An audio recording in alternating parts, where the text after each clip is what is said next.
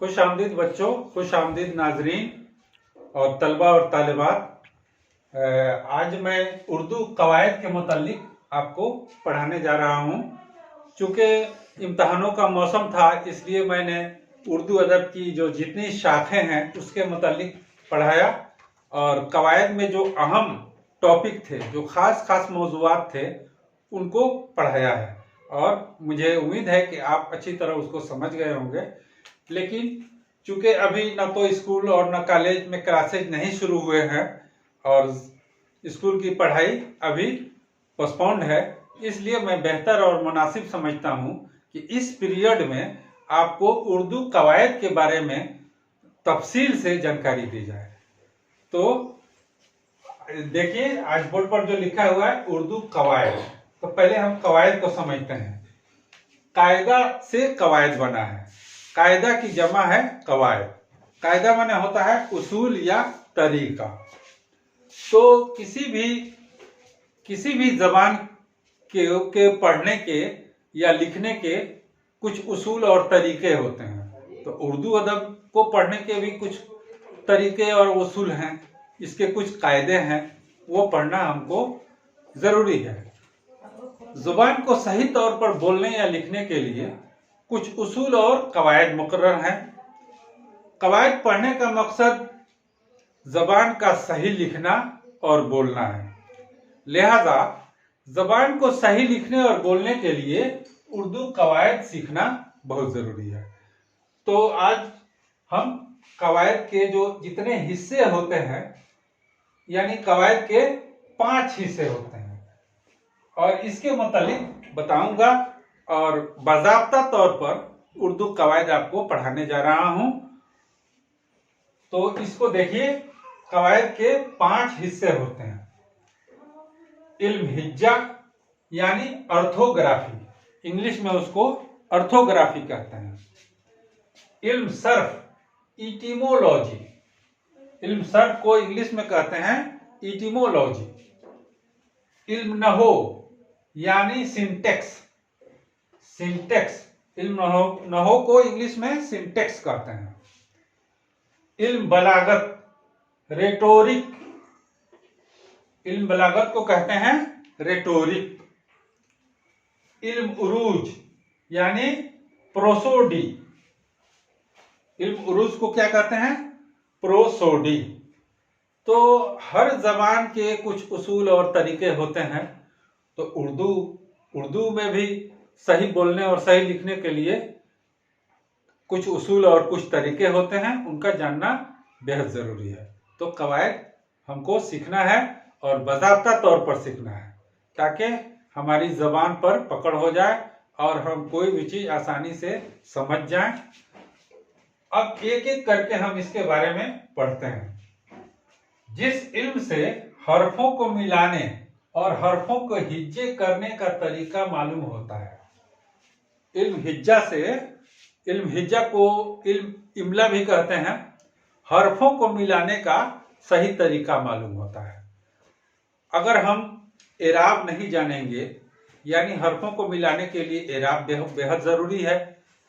पिछले सबक में मैंने एराब पढ़ाया भी है, जिसके तहत जबर, जेर, पेश, 2 जबर, 2 जेर, 2 पेश वगैरह आते हैं। तो एराब को पीछे मैंने पढ़ा लिया है, लेकिन फिर भी चूंकि हम बाज़ाब्ता तौर पर कवायद पढ़ रहे हैं, तो ये भी जानना जरूरी है कि किस इल्म के तहत हम हरफों को मिलाएंगे। तो जवाब इसका होगा इल्म हिज्जा या अर्थोग्राफी। दूसरा है इल्म सर्फ, इटिमोलॉजी। इल्म सर्फ से अल्फाज की बनावट, गर्दान और अल्फाज में तब्दीली का तरीका मालूम होता है। जब हम उर्दू लिखते हैं या बोलते हैं तो जरूरत के मुताबिक लफ्जों को चेंज भी करते हैं, जिसके तहत वाहिद से जमा हम बनाते हैं, अल्फाज की जिद हम बोलते हैं, और भी अल्फाज को तरह तरह से हम तब्दील करके बोलते हैं। जब उर्दू की किताब आप पढ़ेंगे तो असल लफ्ज कुछ और है और इस्तेमाल में जरूरत के मुताबिक उसमें तब्दीली की गई है। तो तब्दीली करने का, लफ्जों को तब्दील करने का जो तरीका जो इल्म सिखाता है उसको हम कहते हैं इल्म सर्फ। तीसरा है इल्म नहो यानी सिंटेक्स।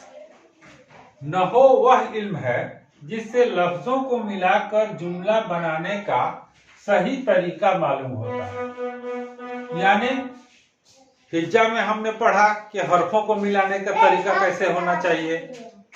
इल्म सर्फ में हमने पढ़ा कि लफ्जों को कैसे हम चेंज करते हैं, कैसे तब्दील करते हैं जरूरत के मुताबिक। और इल्म नहो में यानी सिंटेक्स में हम ये सीखेंगे कि लफ्जों को मिलाकर जुमला कैसे बनता है और सही तरीका इसका क्या है।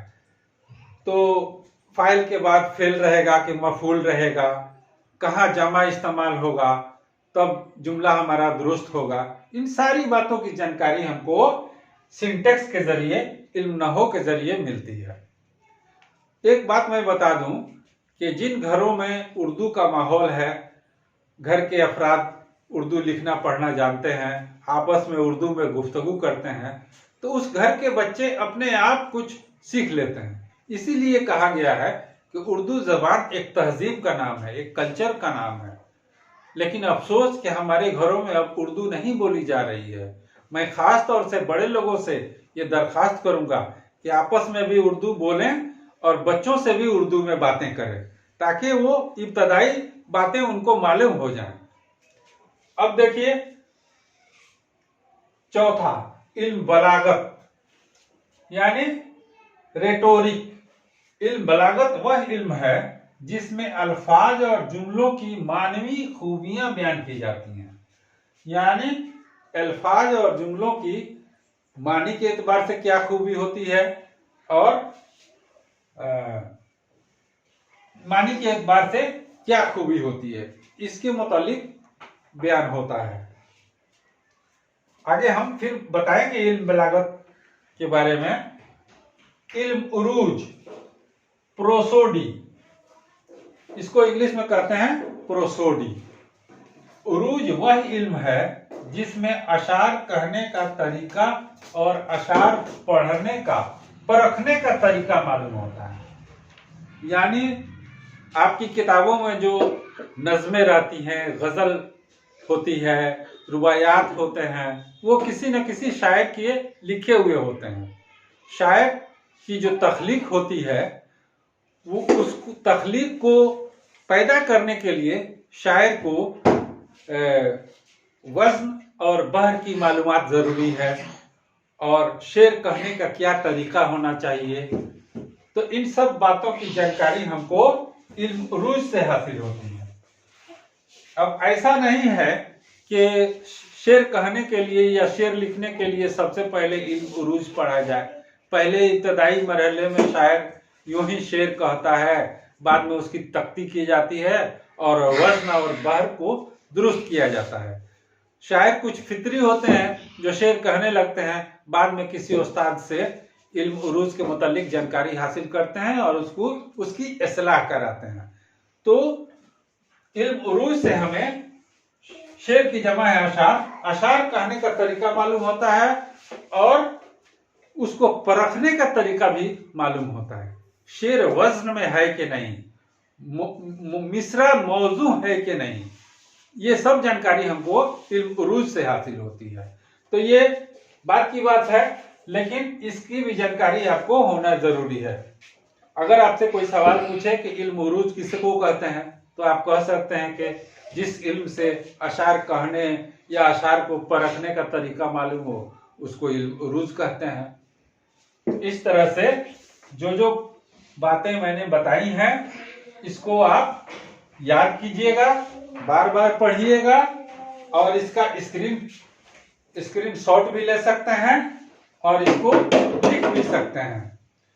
और इस तरह से ये सबक खत्म होता है। मैं तमाम लोगों से ये गुजारिश कर रहा हूं कि अगर चैनल को सब्सक्राइब नहीं किए हो तो सब्सक्राइब करें, लाइक करें और दूसरों को शेयर करें, ताकि बहुत सारे लोगों को फायदा हो और उर्दू की तरक्की हो। खुदा हाफिज।